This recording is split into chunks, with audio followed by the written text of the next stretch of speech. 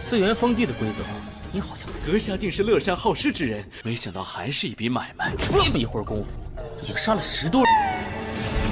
我痛，脸好痛。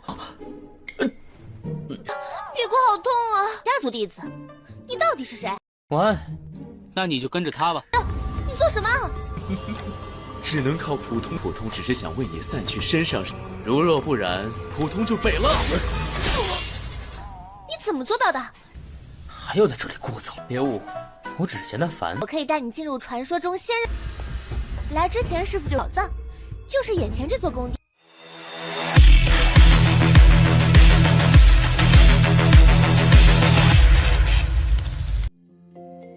Halo semuanya, selamat datang di Ruang Sinema. Bagaimana kabar kalian semua? Semoga selalu sehat dan baik-baik saja. Sesuai jadwal, jadi pada hari ini kita akan kembali melanjutkan series Donghua Supreme God Emperor episode terbaru, yang mana ini adalah episode yang ke-501. Bagi yang mau bergabung dengan series ini, kita sudah sediakan playlistnya. Jadi kalian bisa dengan mudah mencari di mana episode awal dari series ini. Namun sebelum kita mulai episode terbarunya, kita akan melihat dulu apa saja yang telah terjadi pada episode 500. Kemarin Muyun bersama ketua istana telah tiba di tempat berkumpul sebelum dimulainya kompetisi antara 100 dunia. Di sini Muyun juga mulai bertemu dengan para peserta lain dan salah satu di antara mereka ada gadis yang begitu cantik. Tidak hanya ia saja, namun juga ada seorang pria yang begitu percaya diri dapat memenangkan kompetisi 100 dunia. Pria ini bahkan menganggap kalau Muyun tidaklah begitu kuat, jadi pasti bisa dia kalahkan dengan mudah. Muyun tidak ingin dia banyak bacot dan lebih baik menyelesaikan semua itu dalam pertarungan. Sesaat kemudian seorang tetua pun muncul dan beliau secara resmi telah memulai kompetisi antara 100 dunia. Kompetisi ini mempersilahkan mereka untuk saling menghabisi satu sama lain. Baru saja masuk ke dalam dunia itu, Muyun langsung saja menghabisi lawannya dengan mudah. Dan sekarang kita langsung saja mulai episode terbarunya. Futong memperkenalkan dirinya sebagai murid dari dunia kecil Maitreya. Baginya, Muyun beruntung dapat bertemu dengan dirinya sebab dapat terbebas dari rasa penderitaan di dunia. Muyun tahu tentang dunia kecil Maitreya. Sesaat kemudian, Putong pun mulai memberikan serangan untuk dapat mengalahkan Muyun. Ini bukanlah sebuah serangan biasa karena menggunakan teknik ilusi penggoda. Beberapa gadis pun mulai muncul di hadapan Muyun dan mengajaknya untuk bisa bersenang-senang bersama. Namun Muyun tidaklah terlihat tergoda, karena bagaimanapun istri-istri Muyun jauh lebih cantik dan menggoda. Jadi seberapa keras pun mereka mencoba untuk merayu Muyun, ia tidaklah tenggelam dalam teknik tersebut. Muyun juga dengan mudah menghancurkan manik-manik milik Putong.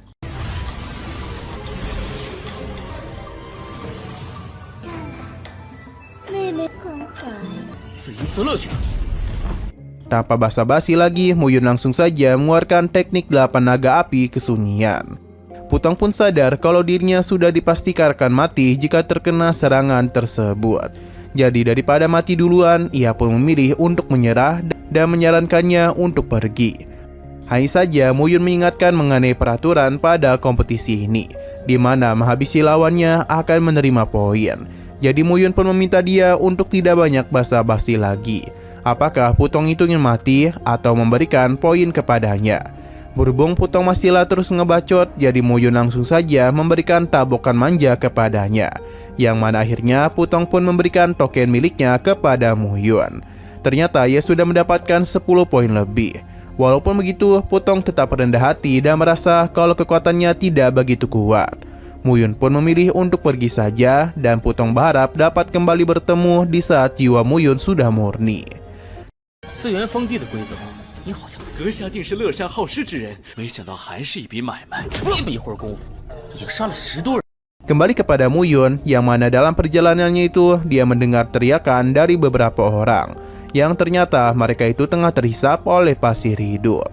Muyun pun mengambil token mereka daripada ikut tertelan bersama orang-orang tersebut. Akan tetapi Muyun dikejutkan oleh pantat indah yang langsung saja menabraknya, yang menyebabkan ia harus ikut terhisap ke dalam pasir hidup. Beruntungnya Muyun mendarat di tempat empuk yang tidak bukan adalah pantat dari gadis barusan. Beruntungnya Muyun mendarat di tempat yang empuk yang tidak bukan adalah pantat dari gadis barusan. Muyun pun agak malu karena sempat menyentuhnya. Sedangkan gadis ini merasa agak bingung mengapa pantatnya agak sakit. Muyun pun menyapa gadis ini karena ia memiliki kekuatan yang cukup menarik. Sayang sekali gadis ini tidaklah mengenali Muyun, karena yang dirinya ketahui biasanya dunia kecil 5 elemen mengirim para murid dari istana 5 elemen. Nah, gadis ini bernama Luo Su.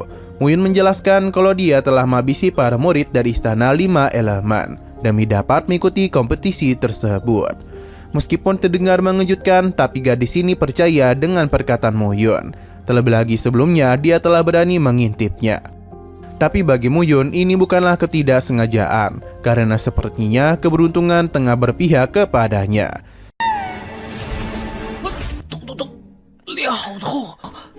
屁股好痛啊！家族弟子，你到底是谁？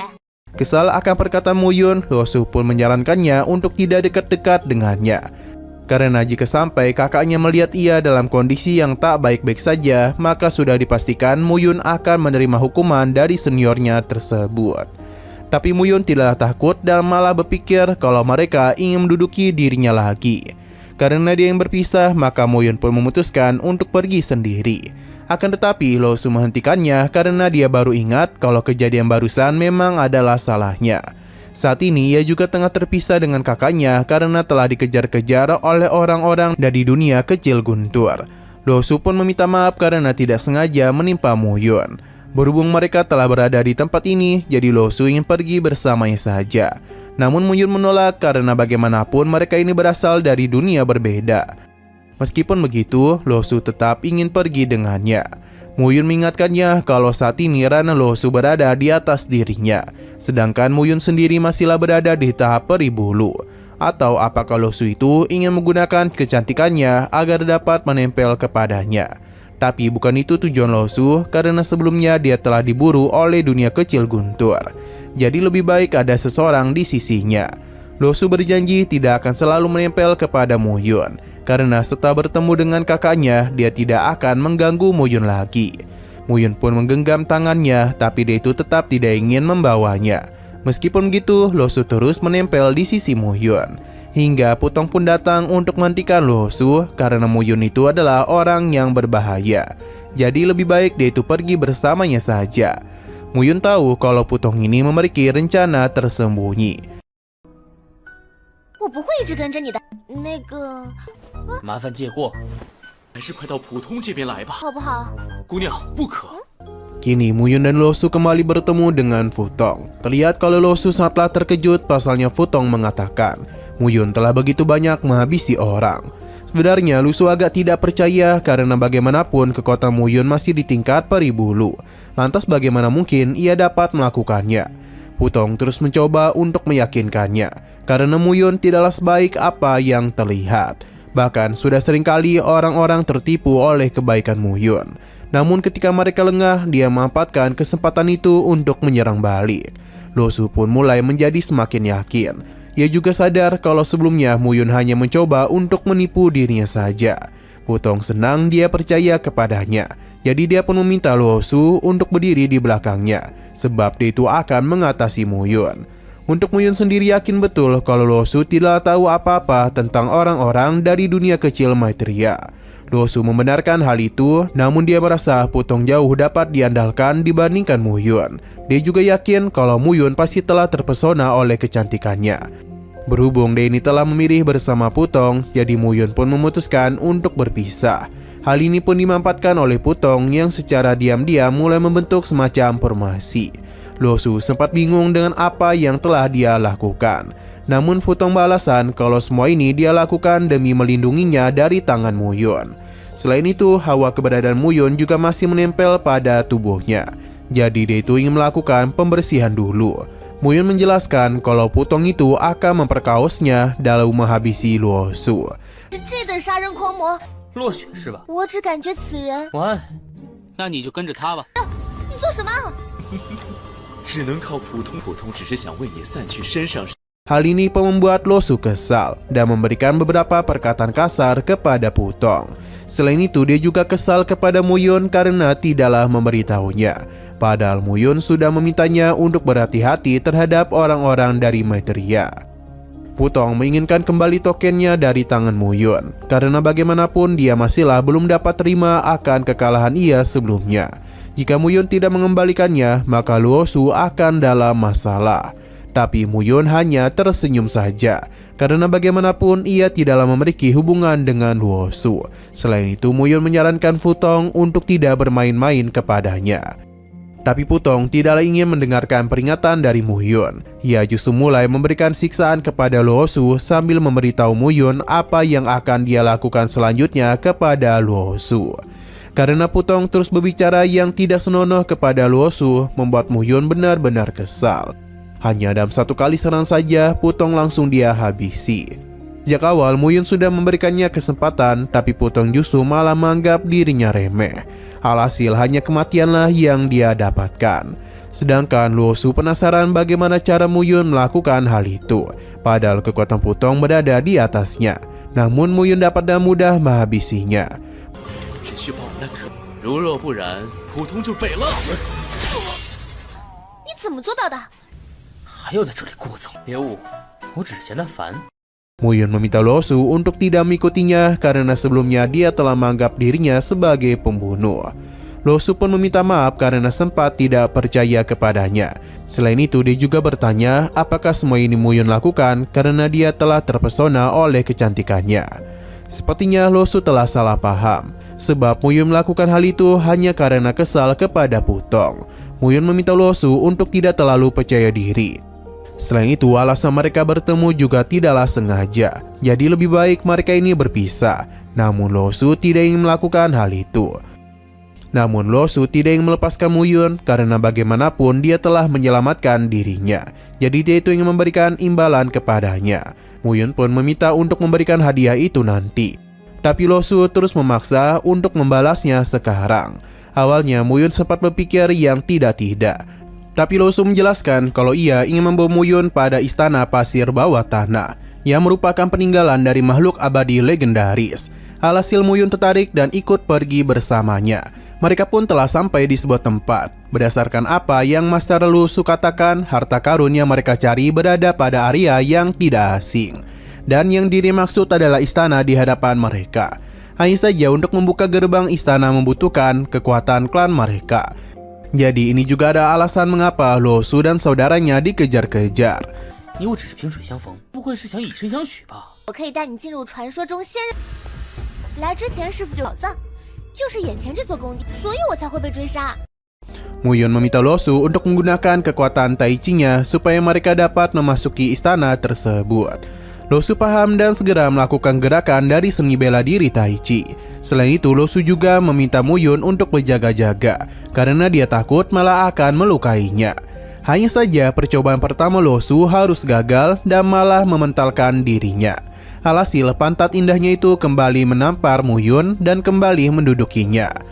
Muyun padahal sudah menjauh agar dapat terhindar dari kekuatannya, namun malah terjebak dalam kondisi yang menguntungkan seperti itu. Luosu pun bingung mengapa hal ini gagal. Muyun memintanya untuk segera mengangkat pantatnya dari wajahnya. Berhubung Luosu tidak dapat membukanya, jadi Muyun akan mencobanya dengan caranya sendiri, yakni dengan menggunakan dua elemen yang berbeda. Sepertinya rencana Muyun berhasil karena formasi pelindung pada istana tersebut telah berhasil ia hancurkan. Muyun menjelaskan kalau dia memanfaatkan pemahaman yang sama dengan teknik Tai Chi. Namun dia mengganti dua kekuatan tersebut dengan gabungan elemen air dan api langit. Luosu pun terpukau karena Muyun sangatlah hebat. Di sini Muyun pun mengajak Luosu untuk memasuki istana. 不行，还说别伤着我。打阵而已，以一水与天火配合，以刚硬为敌。一样。走吧。 Setibanya di sana, mereka pun melihat ada begitu banyak patung yang sepertinya pemilik dari tempat ini menyukai patung. Hanya saja ia bingung mengapa aula di sana memiliki 8 gerbang. Muyun menyadari sesuatu, namun sayang sekali episodenya justru harus bersambung dulu. Tapi seperti biasa, kita akan melihat preview bagian selanjutnya. Sepertinya Muyun mencoba untuk memecahkan teka-teki pada 8 gerbang di sana. Sedangkan Luosu harus berhadapan dengan beberapa patung batu. Hal ini sangatlah menyulitkan dirinya dan hal yang sama juga dialami oleh Muyun. sebab apa yang ada di sana sulit untuk dirinya pecahkan. Losu yang sudah kelelahan pun meminta Muyun untuk bergegas, karena Denny sudah tidak kuat lagi. Muyun paham dan mulai meningkatkan pemahamannya.